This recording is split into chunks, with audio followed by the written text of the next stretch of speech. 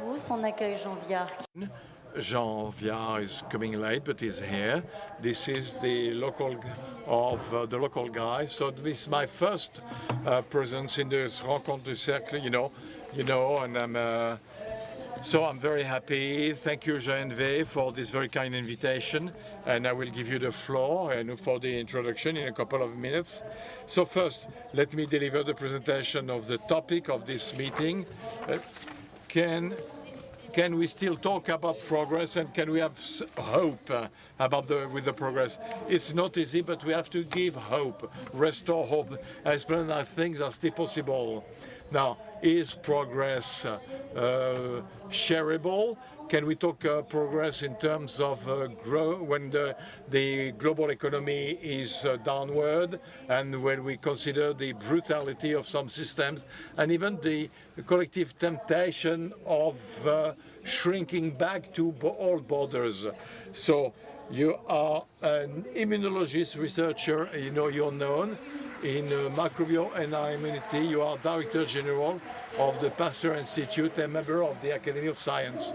Maud Vinet, you are Doctor in Fundamental Physics. You're co-founder of Cobeli, which is a startup which develops a very innovative method for quantum calculation. We need explanation, and you've already patented for more than 100 patents. So Eric Orsena, ambassador of the Pasteur Institute, an economist by training, founder of the NGO Initiative for the Future of Great Rivers. You've been discussing the issue of water for the last 25 years. Jean Viard, sociologist from the CNRS, a specialist of the transformation of society, relationship to time, work, and regions. In terms of introduction from Jean-Hervé Lorenzi now, you're all aware of the fact that the key word in the next 2 days is the progress. Can we still talk about progress? And the conclusion will be, at this stage, quite a question mark. Is it possible? No, sorry. Okay, let me see. Are we going towards a world of progress? So let's talk about it in the next today, about this strange word, such basic, that's well, for us it has a very precise sense, and we try to see. I'll try to define the ambition of the next 2 days. If progress can find its role in a definition we'll build together and take over from violence and from everything that we see today, that is tensions between of our societies, and especially the French society. So for the economist, the word progress is a very trivial word. I don't want to be pedantic, but we are the two economists of the gang. This is, well, the word from François Pérou. Progress is to make it possible to improve the way we feed, house, care, and educate men and women.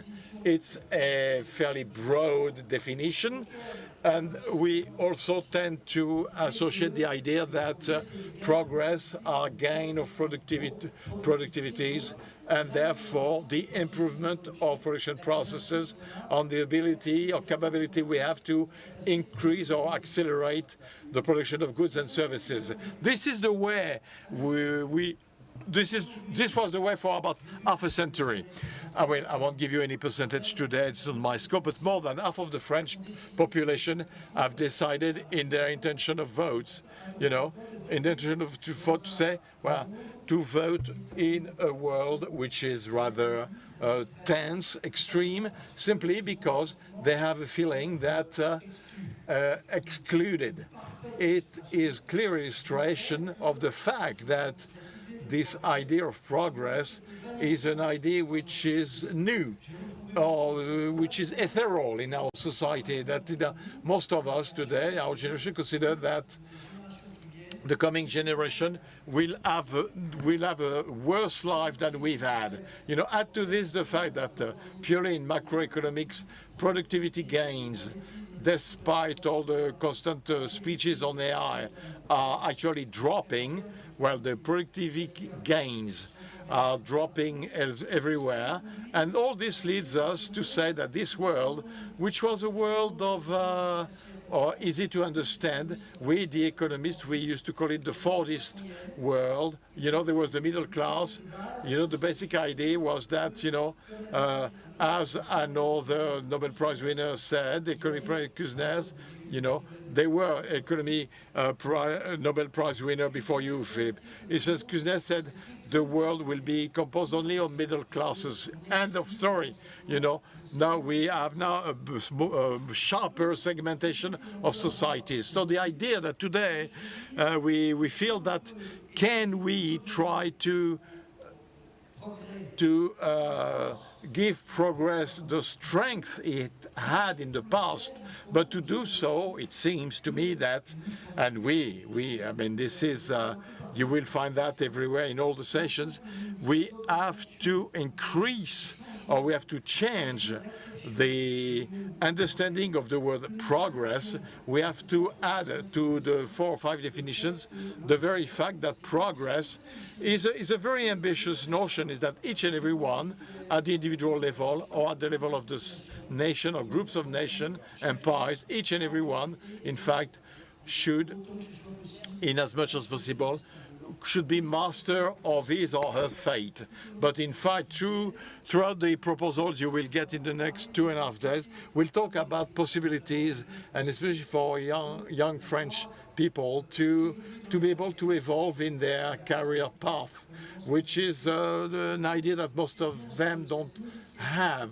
So this the modification of the term, to abandon the illusion of a world that would be going, you know, smoothly round and round. Well, this world now is gone anthropic. It is fueling violence, and we have to give a meaning to the word progress, which is in fact the reference of a world without references. This is the first bearing stone we need to rebuild. A reaction, Jean-Pierre, we will talk about progress, which is embodied in medical progress and theological progress. But what about this new collective definition we should have of progress? Well, we had for a long time the idea that all societies were moving towards progress.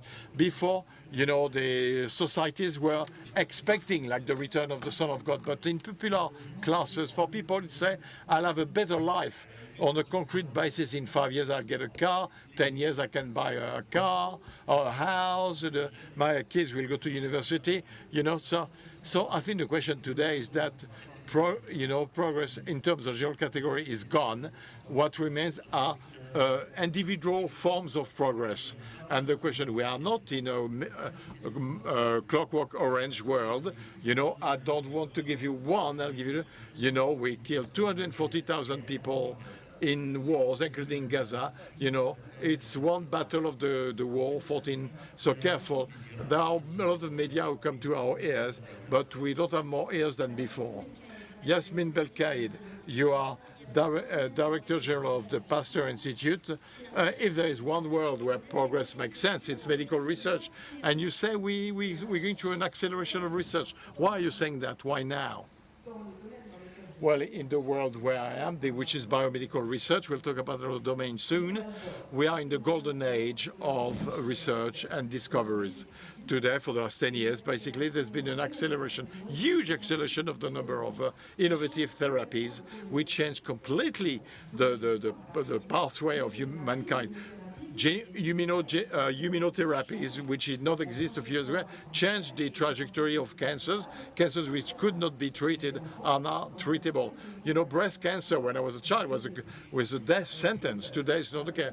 CRISPR, CRISPR, the molecular scissors, based on the discovery of bacteria. These are innovative theories which talk about rare therapygenics is a reality. So what I see in my world, outside of the context, is it's a world of acceleration and of huge hope, which I experience every day with the researchers. But it is a time where science is challenged. Science is challenged. We don't believe in science, but this is quite present treated obvious in the US. Pregnant years with the challenging of the world of scientists. Well, today we are going through the extraordinary thing, acceleration of science, AI, integrated physics into biology, and so on and so forth. But at the same time, there is this paradoxical situation of a transformation of this image of confidence into of science, but which is it's not real, but it is used for political reasons. Well, we got a government in the US, which is the country which invests most in biomedical research, in all forms of research, which is directly attacking research and the academic independence and the creativity associated with research. I want to insist on one point. Trust in science exists. What is changing is the way this is used as a weapon. How do you explain that? I think those are ideological issues. But it's a reality today in the US. The US government will introduce doubts as to the importance of vaccines. Vaccines, half of us here would not be alive without vaccines. And vaccines do not cause autism. Or studies have shown it doesn't. US government, for ideological reasons and fragilization of the academic world, of attack against elements which have been disrupting during COVID, transformed the ideology into an attack. Well, COVID has been a demonstration that when we are together and we decide to fight, we look and we find. We've seen in the US in the last G7 that, in fact, despite the mood of the boss, they all agreed on the fact that we can move together on Ebola. Would you say that in this improvement there is a kind of collective support to scientists, or is it impeded by politics like the one done in the US with a government that decided to pull out of international health organizations? Well, you're right. Science is an endless discovery process. Don't say researchers don't find. Whenever you go to a pharmacy today, it is the result of fundamental research. What saves lives in cancer are fundamental research. So researchers do find. And this enthusiasm, I've seen a lot of experience that, I was in the US in the construction of the RNA and mRNA vaccine, where it's a collective of human health which works together for solutions. So we stopped together an epidemic, a pandemics. It was a pandemics, and we did together. And COVID was that, when all countries of the world, all scientists of the world work together. Today it's the opposite. Today it's a fragmentation, huge fragmentation. So the US, for ideological reasons, do attack some fragment of research. Do not de-invest in fundamental research, which is the primary element of the economic boom of the US. China invests in essentially in research. Today, a lot of drugs are being discovered in China, are not accessible to others, and Europe, is under-investing in fundamental research. And what are the risks? It's a huge risk for the rest. When everything is possible, and let me tell you, everything is possible in science. Technologies, platforms make everything possible. Now we are fragmenting ourselves. We become more fragile. Can we talk about progress today? I don't know. We need the means. Is that what you mean? Yes, we need the means, and we have to make sure that Europe, which is an amazing country full of creativity with unique, we are a fundamental force and fundamental research and the economic progress of sovereignty for a continent, and we should not stop investing. Jean-Hervé Orléans talked about the meaning of progress. In medical domain, is the meaning of progress is what Laurent Alexander says with the death of death. Is this what Dario Amodei says, the founder of Claude, or Elon Musk, who said recently that the life expectancy will double in the next 10 years? In the medical field, is this the sense of progress? The sense of progress is to be certain that someone who could be treated against an anti-retroviral in Africa will not die. I don't believe in progress where, the pulling out drugs from Africa, which will cause the death of 50 million people, is called progress. The doubling of life of Elon Musk.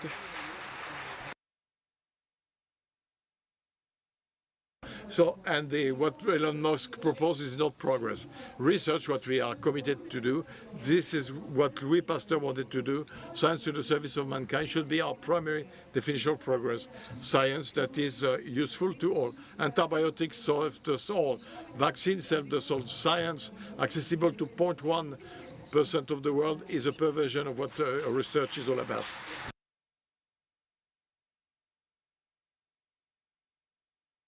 Jean Hervé said we are a bit challenged. We are in a theological tilting point. What you talk about is made possible to do quantum physics. Maud Vinet, you are co-founder of COBLI. Already to start, this quote from the director of CIA, who compared the ability of the most advanced AI models to digital nuclear weapons. When we associate AI and quantum physics, of course there is a technological acceleration. How can you explain that simply? How the quantum revolution can accelerate this technological jump or leap? Let me give you 2 words about the caps I'm wearing today. I did a thesis in a PhD in the quantum physics in the early 2000s. I was alone, and then I shifted to the microelectronics industry to do technological transfer.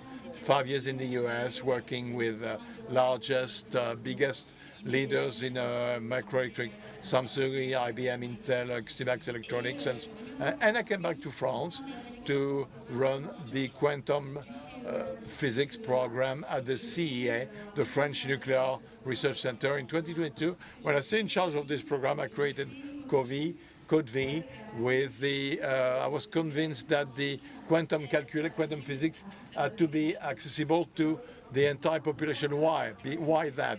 Because I fully agree with what has been said, because today, quantum calculation, extension of the calculation platforms, and all the discoveries made in biotechnology, in energy, in the progress of industry are actually under, rely on calculation tools. We talk about AI, computation, calculation, quantum calculation can expand this. Let me give you a couple of examples. So can we simulate chemical reactions when it's not simulated today? If I consider like medical world, it says to accelerate the marketing of drugs, but we don't know the side effects or adverse events. For example, we work with a startup in Grenoble called Saxod. They work on side effects of a product which cures cancer. We want to minimize side effects, find the excipients that will make it possible to improve the potential of the drugs. If I talk about materials or creation of fertilizers, we will be able to find a way to have a more frugal production mode for fertilizers that feed the world. So this is the potential of quantum physics and calculation today. And the conviction we've put behind Code V is that this potential would only be a progress for mankind only if it is accessible to the entire population. So the question is, okay, how do we do this? How do we achieve this? This is the question I want to ask you. Okay, very nice, but how do we do this? So how do we do this? Just one question, because in those technologies, sometimes we got collectively the feeling that we've lost the battle. That there are empires that are going much faster, they have more money, and we're gonna be technologically become, we lose control of our tools. Apparently we're good in quantum physics, but how do we speed it up? Is this one of your issues? Definitely. This is part of the issues every day. I get up every morning and say, how do we keep the lead? How can we, and to come back why are we good in quantum physics? If I get back to before the war in Europe, there is a tradition of scientific excellence, and therefore in quantum physics we do have the fundamentals, and this is very true in France. You know, Alain Aspect, Nobel Prize in 2 years, you know, and we do have a true scientific tradition. Now the question is, how do we transform the scientific discoveries into progress? And this is where the question is, how do we organize ourselves in Europe? Because in the US, they're leading on AI. Asia is ahead on production means. You know, this is silent mode. But simply, you know, to do a little comparison in this mobile phone, there are chips, electronic chips produced in Asia with technology of the most advanced semiconductor. You all, you all have the transistor, the basic elements. So this is the situation of computation and technologies, digital technologies. We have chips produced in Asia, the most advanced produced in Asia, and AI, the most advanced AI model produced in the US. In quantum physics, there is nothing is the leader. It's an innovation which is enough fructual innovation so that the equilibrium of forces should be challenged. So we can write a new white page, and this is where at Quobly we have this reflection. Du fait que And what we're thinking about is that we were wondering why scientific discoveries become a progress. Well, it's because they're democratized and industrialized. And our scientific discovery was in 2016. That's when we... Thank you.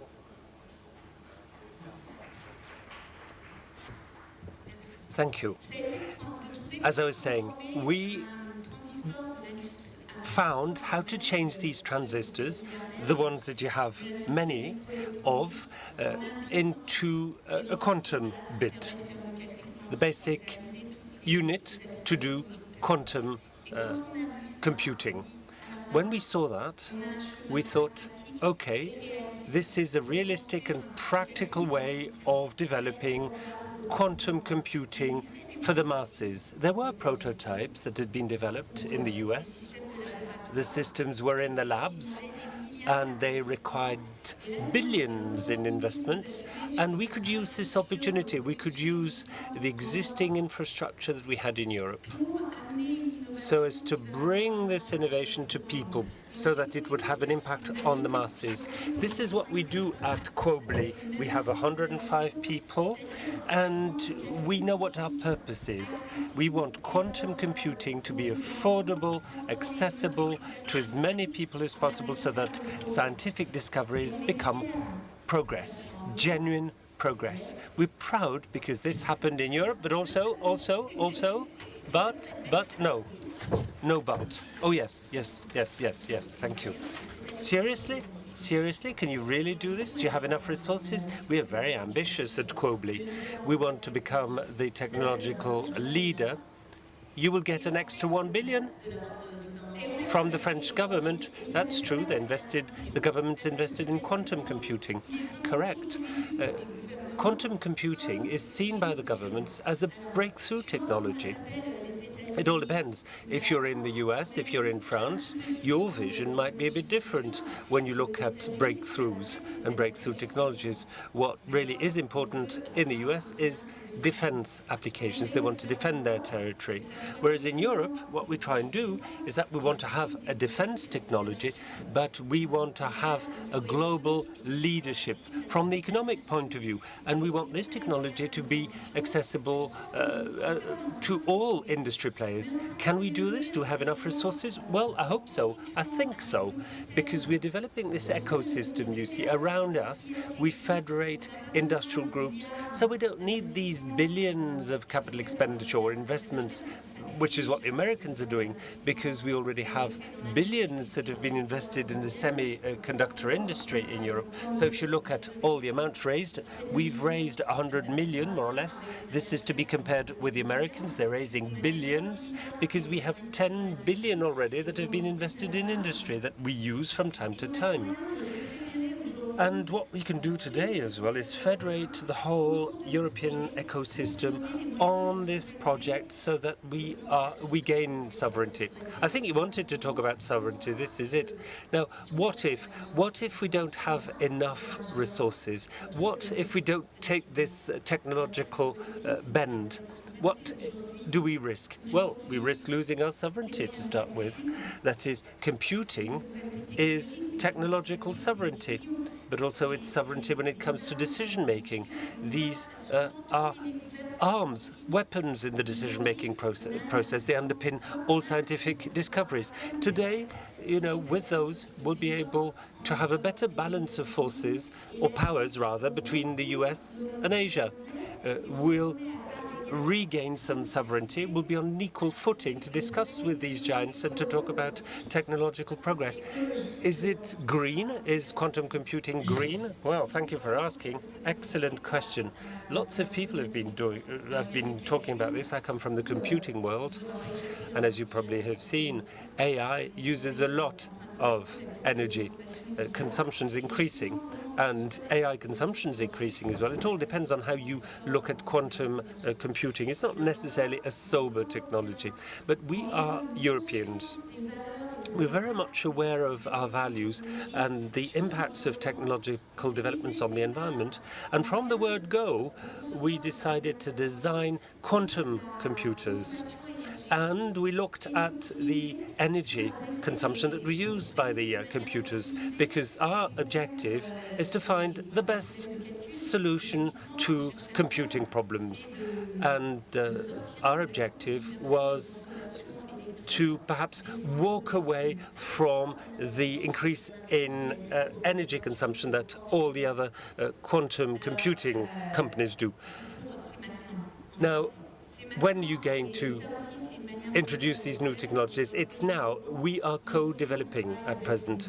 Today we work with the users, and what we want is to focus on the use that people make of our technologies. I don't believe that we have progress and scientific discoveries that are totally separated. It's a continuum. In 2026, the hardware will be available, and then performance will go up rapidly, and we'll have tools that Yasmine will be using in 2030. Now, Jean-Hervé Lorenzi, this is very optimistic, is it not? Now, from what I gather, what's at stake is a financial challenge for France, for Europe, because we don't want to miss that technological breakthrough and opportunity. I was waiting for my colleagues to say something about this, but that's true.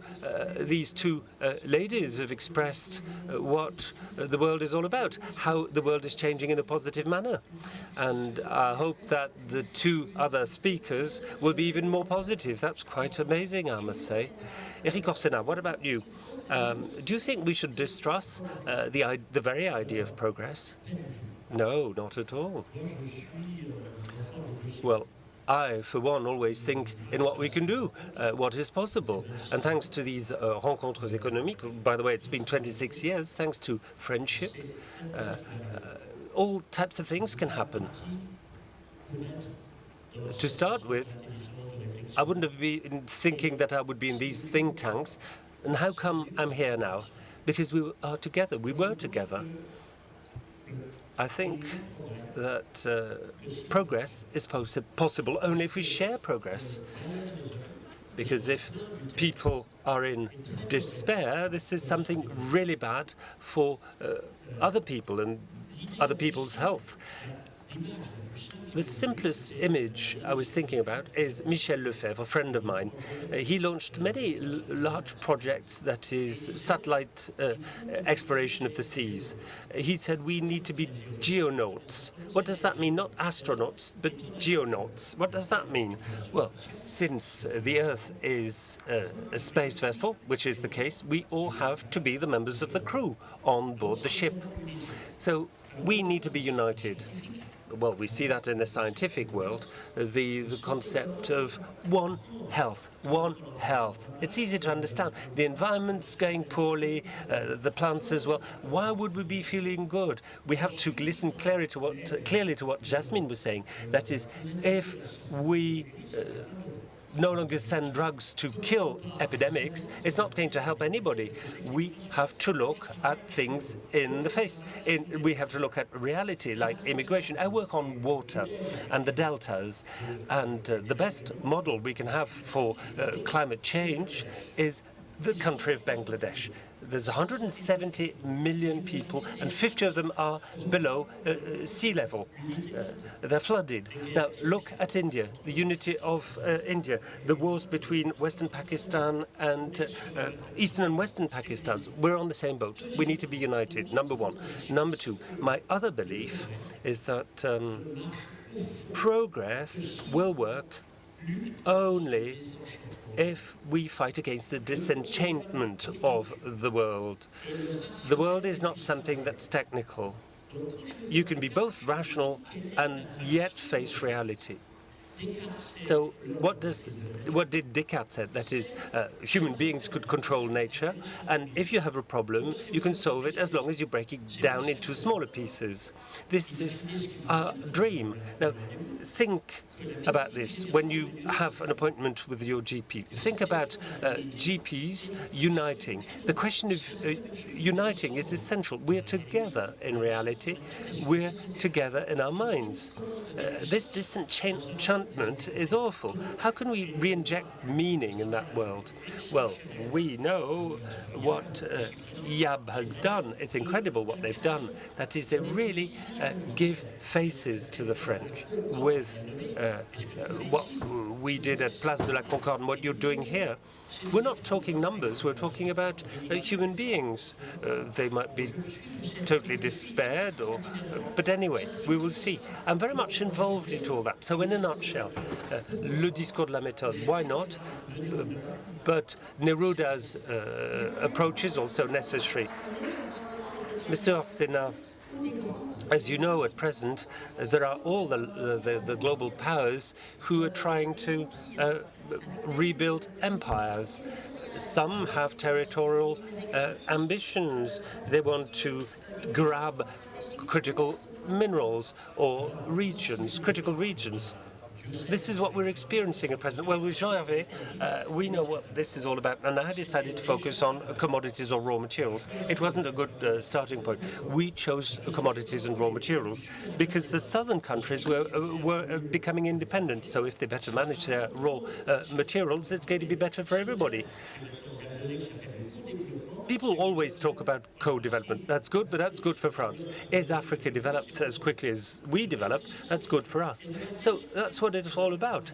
And look at what's happening. I work a lot with AI, but I'm asking you the question, what's the cost of AI in natural resources? Water is key. I'm coming back from the north of France, and the question is very visible. Will we be able to kickstart and relaunch agriculture, or will we have more AI and more data? I don't want to be too long, but water is very important. I have a passion for water because when I ask people questions, I say, where does water come from? People say, from the tap. No kidding. It's crazy. Water is the engine of life, if you look at cells, but also it's the mirror of our societies. And why are you saying this? That is, water being the mirror of our societies. It's simple. Water is about sharing. Please tell me how we can share water, how we produce water, at which price, and then I'll tell you which society you live in. So, engine and mirror, engine and mirror. This is the very mechanics. These are the very mechanics of progress, the engine of progress. Now we'll listen to someone who's optimistic, Jean Viard. Now you consider that now we're living a historic breakthrough, comparable to the Renaissance and the fall of the Roman Empire. Why? Well, I think that the Democrats have lost the sense of the political narrative at the end of the 20th century. People usually say it was better before, the good old times. Lots of people are saying that, the good old times. The large political parties, they have quite a lot of power, and they want power. They say it was better before. Why do they say that? Because we're Democrats. We can't say it's going to be better afterwards. we can't decide on our future. Why not? Because in the 20th century, there was quite a lot of technical progress, with a difference between the lefties and the rightists, and going from the communists to the most liberal parties. And there's one thing we didn't understand that Walter Favel said, and I published a lot with Václav Havel. He was saying the Democrats were happy when communism collapsed, but it's a couple. When the couple parts, both partners suffer. There's no winner. And the Americans thought, that's good, it's thanks to us, no more communists. But if you've driven a Trabant, I suppose you prefer a Volkswagen or a Renault car. Anyway, there was a breakthrough in history, a turnaround, because today it's not people who choose their own fate in history, it's nature. And that's a total turnaround, because mankind's always changed nature, has gone beyond what was acceptable. Who can decide today if the wheat's going to burn up or if it's going to be too hot? It's not us. It's climate. It's nature. We don't even understand all these interactions. We will be having 1 billion people below seawater in 30 years from now. We don't know how quickly this will come. Are you saying that nature could stop everything, could stop a technological revolution? Well, a technological revolution is indispensable as a tool to win this battle, but we need to change behaviors as well. But the one question is that nature will tell us what we have to do, and therefore all the political parties are less interesting because we can shout at them, but they can't decide anything. Maybe they could do two things. There are the ones who say we don't do anything, and that's awful because it's wrong. We're doing lots of things, and the ones who say we can't do anything any longer, let's enjoy the rest of our lives. No, that's wrong. We're doing things, but not enough. But what do we mean by not enough? And by the way, Cyrulnik says clearly that there was a second anthropological breakthrough, the links between genders, the explosion of a man-led world. And there were structures that existed for thousands of years. The gender discussion is new. 30% of students today say they don't want to have children. Now, what is this new model in the history of mankind? Most of young people don't live in a couple with partners. They don't make love as often as me from the 60s and 70s. Everything changes with people, with the way they live. But these are not choices. There are two anthropological changes that are hurting us. Is this why we're at a loss and people are afraid of progress in the future? Yes. And in addition to this, there's AI. AI, that's wonderful, but how much AI do we need? I like those who say, the minister from Taiwan who works on AI, and she says, AI, that's good, but we need the specialists, we need the engineers, but we need to think in terms of civic responsibility. We need to be curious, we need to cooperate. That means that everybody's not going to become an engineer, but everybody's going to be using AI. There are values to develop, otherwise we'll cut jobs. Okay, we'll cut these 3,000 jobs, we'll replace them. Okay, we'll replace them with AI, but what are we going to do next? The problem is that this is a turnaround, a historic turnaround, as important as the fall of the Roman Empire or the Renaissance, that is, when Catholicism was changing, and then the Renaissance, that's when Rome was no longer the center of the world. Not yet niche, but halfway to niche. And today this is a global issue. We no longer have Rome. We live in the same world, we share the same difficulties and challenges, and we won the COVID battle. We were 4 billion people at home. We saved 300 million lives. So we won this first planetary battle or struggle. And as far as the youth are concerned, we should tell them we won this battle of COVID. We invented messenger RNA. And these were immigrants invented this. And you know what the youth remember is that they were closed in their home, at home. They were trapped at home. That's true. This is what we did in Europe. People had to stay at home. People could no longer go to schools to save the elderly, because otherwise they wouldn't live more than 2 or 3 years. Was it worth it? The Chinese didn't do this. The Americans didn't do this. If you look at the millions, the people who died per million, what's the cost of that? All these dead people, all these old people are now dead. But we decided to save and protect the elderly, which is what we did against the youth. And now we have to focus more on the youth. The choice we made for COVID is incredible. An economic society, we were thinking about pleasure and that's all, and then all of a sudden everybody was at home. But anyway, sorry for talking about people's lives, but telework in the US is 300,000 newborns, new babies. So, yeah, look at how people live, but tell them that this is a historic breakthrough, just like the Renaissance or the fall of the Roman Empire. Ben Stabolski is an author who wrote in Hungarian and dead in 1956, very famous. He wrote this book on the history of music. He said there were three periods. There was Rome, Renaissance, and now. And the question is that people today are always desperate, but then afterwards, when you look back, you'll say it was wonderful. So we have to train the youth for this struggle. But they will have to win the battle without retracing their steps. Okay. I'll see if you have any message to the youth in the room. Now, Mudvine, what about you? And Yasmin as well, on what we've just said. That is the idea of responsibility and accountability of scientists, of researchers in this technological revolution. Since we're talking about AI, we're talking about possible jobs that might be killed. We know it's difficult at present. We don't know what we should do with our children. We have the impression that the best jobs yesterday are worth nothing today.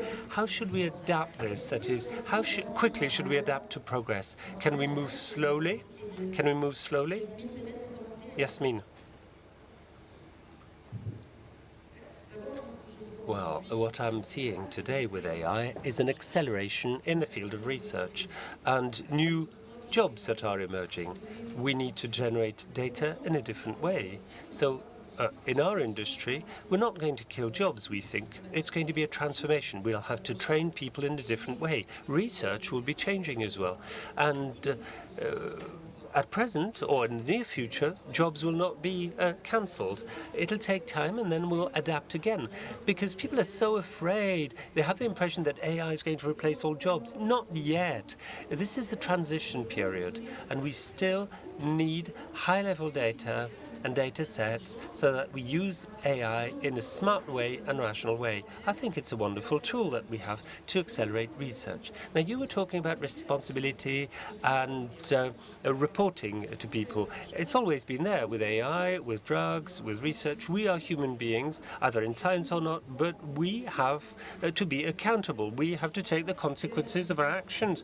AI is yet another dimension, but it's all what responsibility is about. And accountability is about who we're doing research for, who we're working with, the ethics of research. These are fundamental questions that still are very much valid. And as a scientist, okay, but these technologies can be used differently. Donald Trump, for instance, changed his mind, but he said he could stop an AI model all of a sudden. Fable 5 for the Europeans. So there's a bit of a race, a technological race, and what's at stake is the power that states and governments can gain. Do we want to keep our sovereignty in Europe, or what about our position in this global competition? Well, I'll hand over to someone who's more familiar with the matter, but I'll give you an example. Most of the research data that we have on climate change, for instance, were in the US. If you look at the microbe sequencing, it's in the US. All the knowledge on some microbes are in the United States. So the question is what about this world when only some have such data sets? This is essential for the whole of mankind. We have this collective responsibility in Europe to make sure that we protect these data sets. And then I'll hand over to someone who's much more familiar with the matter than I am. I completely agree. I think we have this responsibility. We're accountable. As Europeans, we have a role to play. We have to be the masters of our own destinies. Back to quantum computing. This is my concern, my cup of tea. We have a technology, we have a blank page, And this is a great thing that we have a blank page. Why is Mr. Trump doing this? Because he's got all the best Trump cards in his hands. And if we take some of these cards from his hands, if we swap these cards, then maybe we'll find a new balance, a balance of in this conversation. And as scientist, that's my scientific cap I'm taking. And as a CEO, I'm also a citizen, by the way. And I have kids. And the question of the world I'm going to give them is a question I ask myself every single day. Look at this. It's scorching hot outside. And what I know is science. I know how to make sure that people work together to solve problems we've never solved before. I think it's a global race. So it's best if we're the leaders, because in Europe we have values.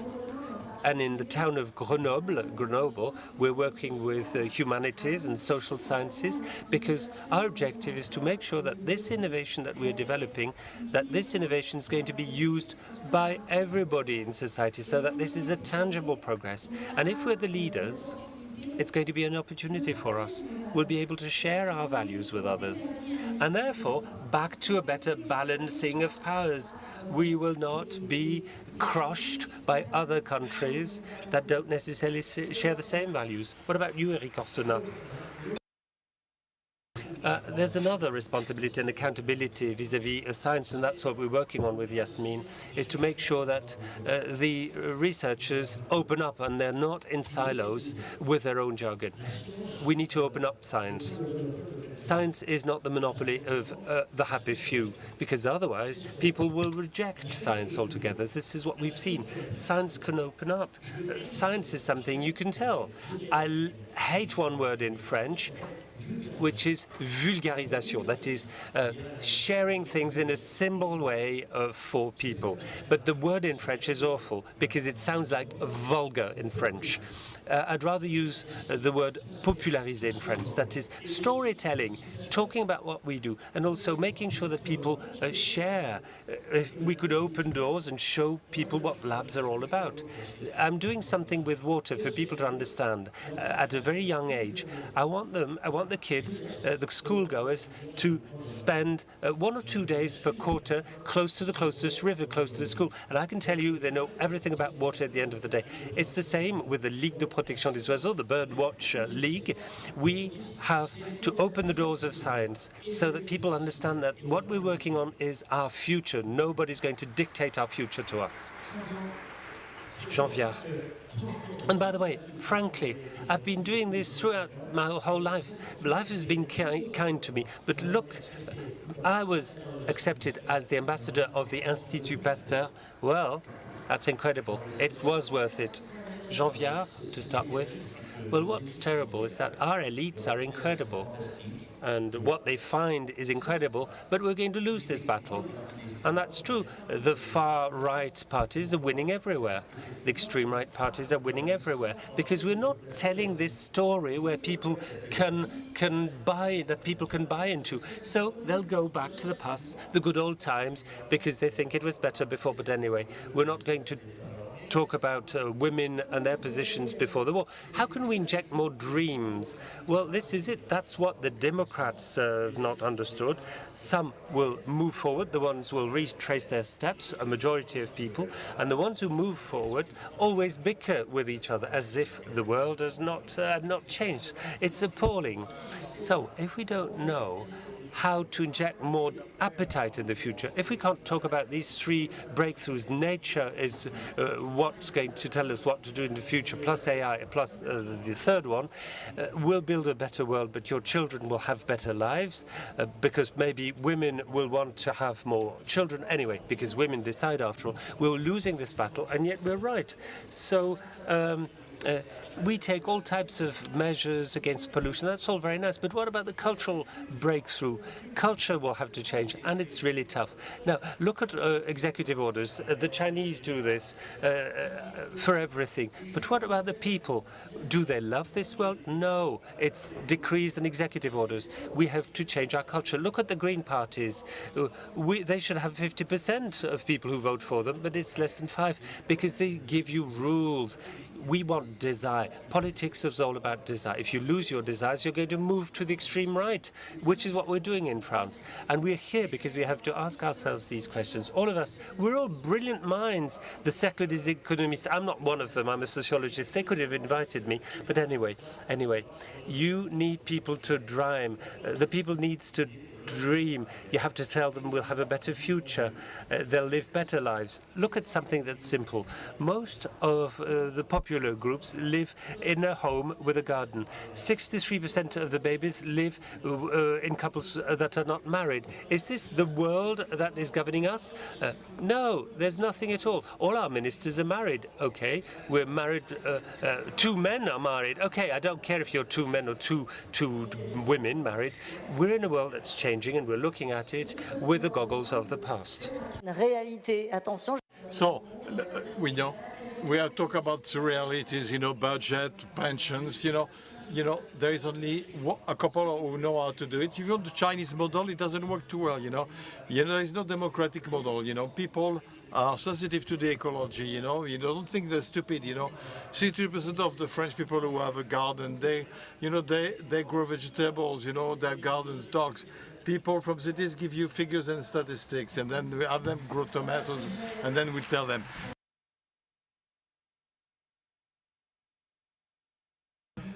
Well, conclusion is it's always fascinating. Maybe one word, or 2 words about the interest of the 2 days. Clearly we were very discreet. We went from progress, which is zero concept, or maybe Jean, who initially said there are progresses, and at the end there are challenges. These are 2 words which embody everything. But we've gone to scientific progress, and honestly, it was great. But it doesn't solve everything. So what we will see here, a couple of women and men, from the political world, and we'll see, and we all say, without any exception, that we talk about politics that they have no vision, they have no this, no that. Exactly what you've just said. They are not. It's not their fault. This French society. Well, today, European society is aging.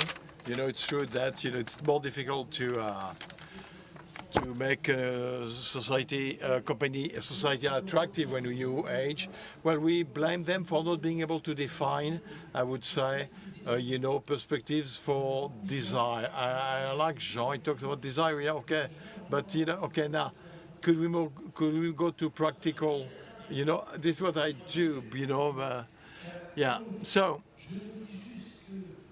well, we've made a major step forward in this session on the idea that science could be created everywhere, that we carry the idea of water sharing and so on and so forth. There have been so many strong points, but now, or truths, but now why is it that the youth today does not believe that there is a bright future, like pension and so on and so forth? They don't believe that.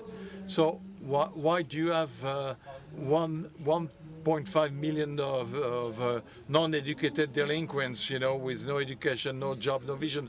Now, did we fall back? This is versus what we experienced, our generation. So I think we got 2 days of work.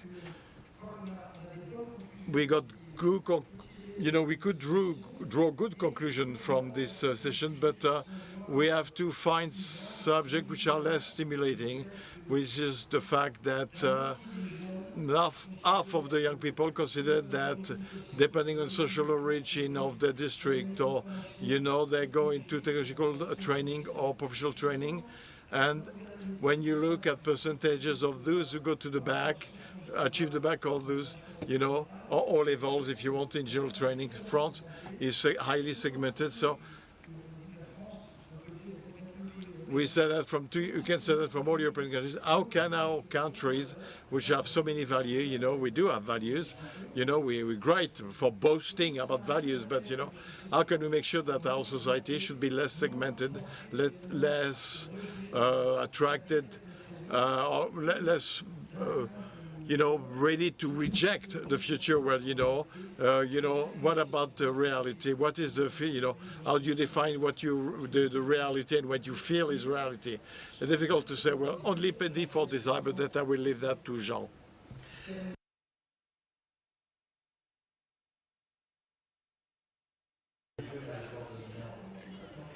Yeah, okay, we white old males, I mean, it's the girls who are leading to it.